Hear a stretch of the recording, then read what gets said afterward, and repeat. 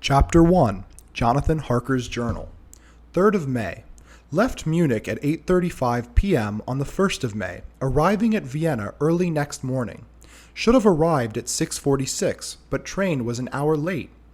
Budapest seems a wonderful place from the glimpse which I got of it from the train and the little I could walk through the streets.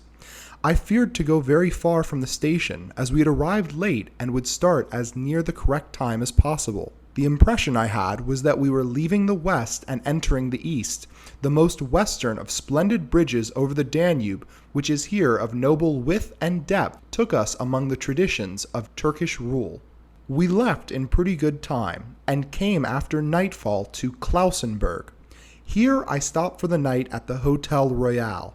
I had for dinner, or rather supper, a chicken done up the way with red pepper, which was very good but thirsty. I asked the waiter, and he said it was called paprika Händel, and that, as it was a national dish, I should be able to get it anywhere along the Carpathians. I found my smattering of German very useful here.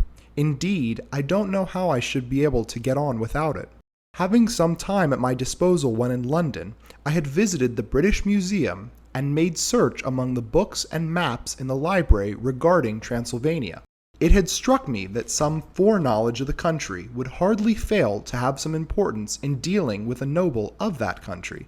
I find that the district he named is in the extreme east of the country, just on the borders of 3 states, Transylvania, Moldavia, and Bukovina, in the midst of the Carpathian Mountains, one of the wildest and least known portions of Europe. I was not able to light on any map or work giving the exact locality of the castle Dracula, as there are no maps of this country as yet to compare with our own Ordnance Survey maps. But I found that Bistritz, the post town named by Count Dracula, is a fairly well-known place. I shall enter here with some of my notes, as they may refresh my memory when I talk over my travels with Mina. In the population of Transylvania, there are 4 distinct nationalities: Saxons in the south, and mixed with them the Wallachs, who are the descendants of the Dacians, Magyars in the west, and Seculs in the east and north. I am going among the latter, who claim to be descended from Attila and the Huns. This may be so, for when the Magyars conquered the country in the 11th century, they found the Huns settled in it. I read that every known superstition in the world is gathered into the horseshoe of the Carpathians, as if that were the center of some sort of imaginative whirlpool. If so, my stay may be very interesting. I did not sleep well, though my bed was comfortable enough, for I had all sort of queer dreams. There was a dog howling all night under my window, which may have had something to do with it, or it may have been the paprika, for I had to drink up all the water in my carafe and was still thirsty. Toward morning I slept and was wakened by the continuous knocking at my door, so I guess I must have been sleeping soundly then.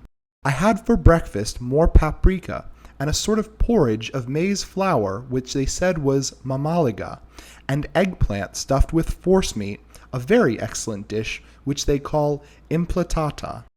I had to hurry breakfast, for the train started a little before 8, or rather it ought to have done so, for after rushing to the station at 7:30, I had to sit at the carriage for more than an hour before we began to move. It seems to me that the further east you go, the more unpunctual are the trains. What ought they to be in China? All day long we seemed to dawdle through a country which was full of beauty of every kind. Sometimes we saw little towns or castles on the top of steep hills such as we see in old missals. Sometimes we ran by rivers and streams which seemed from the wide stony margin on each side of them to be subject to great floods. It takes a lot of water and running strong to sweep the outside edge of a river clear. At every station there were groups of people, sometimes crowds, and in all sorts of attire. Some of them were just like the peasants at home, or those I saw coming through France and Germany, with short jackets and round hats and homemade trousers, but others were very picturesque. The women looked pretty, except when you got near them, but they were very clumsy about the waist. They had all full white sleeves of some kind or other, and most of them had big belts with a lot of strips of something fluttering from them, like dresses in a ballet, but of course petticoats under them. The strangest figures we saw were the Slovaks, who were more barbarian than the rest, with their big cowboy hats, great baggy dirty white trousers, white linen shirts, and enormous heavy leather belts, nearly a foot wide, all studded over with brass nails.